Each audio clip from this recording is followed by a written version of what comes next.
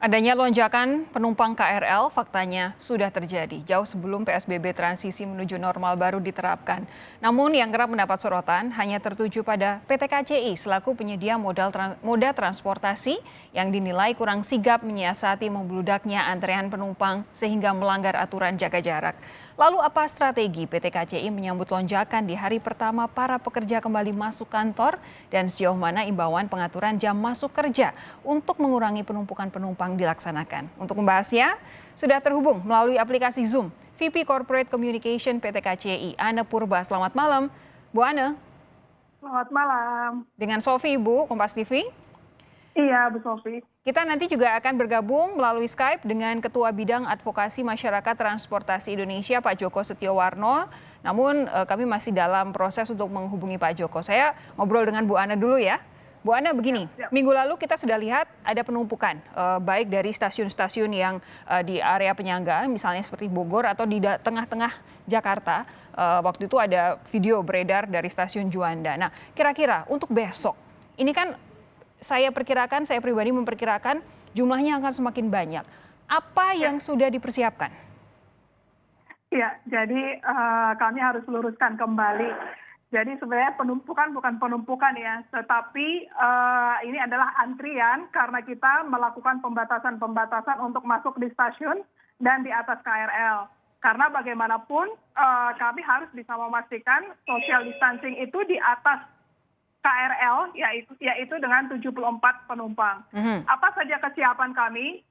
Ini memang 1 minggu ini kami bekerja keras ya, terutama untuk menyiapkan marka-marka kemudian alur dari stasiun agar pengguna jasa komuter lain bisa mengikuti marka itu dan tetap menjaga social distancing. Seperti di Bogor, ini kami sudah menyiapkan beberapa skema dan zona mulai dari masuk itu dengan masuk dari area parkir juga sudah kita buat menjadi ruang tunggu sehingga dalam satu waktu kita bisa menampung sampai 3.000. Memang prediksinya kami melihat bahwa besok akan kembali lonjakan. Hari Senin kemarin sudah lebih dari 300.000, jadi pasti besok juga kita melihat volume penumpang kita juga akan meningkat kembali. Kemudian keterlibatan dari Pemda, kita juga dapat bantuan bis besok 50 di stasiun Bogor. Kemudian kami juga masih terus bekerja sama dengan TNI Polri untuk mengamankan stasiun dan membantu kami di dalam mendisiplinkan pengguna jasa komuter lain. Kemudian kami juga menyiapkan petugas 4.700 setiap hari yang tersebar di semua stasiun agar social distancing tetap bisa didisiplinkan. Bu Ana, boleh kemudian kami dibagi begitu berapa prediksi Anda, berapa prediksi dari PT KCI untuk lonjakan penumpang KRL dibandingkan dengan minggu lalu ketika WFO mulai diperkenalkan? Kemarin kita mencoba melakukan survei ke komunitas kami, bahwa memang betul seperti yang disampaikan tadi bahwa besok adalah hari pertama mereka melakukan work from office ya. Jadi 70% pengguna jasa komuter lain di pagi hari itu adalah pegawai. Betul. Baik dari swasta ataupun PNS ataupun BUMN ya. Jadi 70%. Kalau biasanya kami melayani 1 juta lebih dan kemudian kemarin kami ketika PSBB itu, Senin itu antara 180 sampai 220, dan kemarin kita sudah 300.000 lebih. Prediksi kami bisa mencapai 350 sampai 400.000 penumpang besok. Wow, sampai 400.000 ya. Begini, tadi Anda sempat menyatakan bahwa memang harus ada dukungan dari aparat dan juga Pemda. Spesifik soal Pemda dulu, ini aparat kan memang fungsinya memang berjaga, tapi Pemda yang memastikan bahwa ini antrian kemudian tidak mengular begitu atau terlalu dekat jaraknya satu sama lain sebelum akhirnya masuk ke stasiun. Apa yang koordinasi seperti apa yang sudah Anda lakukan, Bu Ana? Yang pertama memang kita selalu melakukan evaluasi setiap hari ya. Jadi kita akan menginformasikan bagaimana kondisi di stasiun terutamanya. Jadi besok yang pasti dari DKI Jakarta juga akan mengirimkan 50 bus ke stasiun Bogor mulai dari pagi supaya bisa mengurai kepadatan juga. Tapi kita melihat 50 bus dengan kali 20 orang ini kan bisa mengangkut kurang dari kira-kira sekitar 1.000 orang ya. Kemudian kita juga berkoordinasi dengan Bogor juga sehingga aparatnya juga bisa membantu kami. Selama ini kita sangat bekerja sama dengan Polri, kemudian Polsek di sana juga, kemudian ada beberapa bantuan dari Marinir juga yang ikut membantu kami. Jadi seperti tadi di Bogor mengenai GPO, kemudian pengamanan di luar stasiun, karena kalau stasiun kami sudah mencapai penuhnya batas, ya? atau sekitar 3.000 batas penuhnya, kami akan tutup dulu stasiun, kita amankan dulu yang di stasiun, kemudian kita bisa masuk lagi. Jadi sistem buka tutup stasiun. Tapi kita kalau misalkan ini kan tadi sore juga dari gugus tugas juga alhamdulillah puji Tuhan juga sudah melakukan pengumuman bahwa mereka melakukan shifting ya, mengajukan pola shifting kepada perusahaan-perusahaan. Gugus tugas mengimbau perusahaan-perusahaan untuk melakukan shifting ya? Betul. Jadi semoga ini bisa mengurai kepadatan ataupun antrian di stasiun sehingga tidak perlu seperti kemarin kan memang pertama masuk di office, work from office ya, setelah libur Lebaran itu banyak sekali pengguna jasa komuter lain yang 2 bulan tidak menggunakan komuter lain kemudian menggunakan kembali, belum paham tentang protokol yang terjadi di stasiun. Nah, ini yang terus kami gencar 1 minggu ini, mudah-mudahan besok perusahaan juga mengimplementasikan shiftingnya sehingga kepadatan bisa terurai. Saya ingin menyapa lebih dulu Pak Joko Setiowarno, Ketua Bidang Advokasi Masyarakat Transportasi Indonesia, yang tampaknya karena satu dan lain hal tergabung bersama kami melalui sambungan telepon. Pak Joko, selamat malam. Selamat malam, Mbak.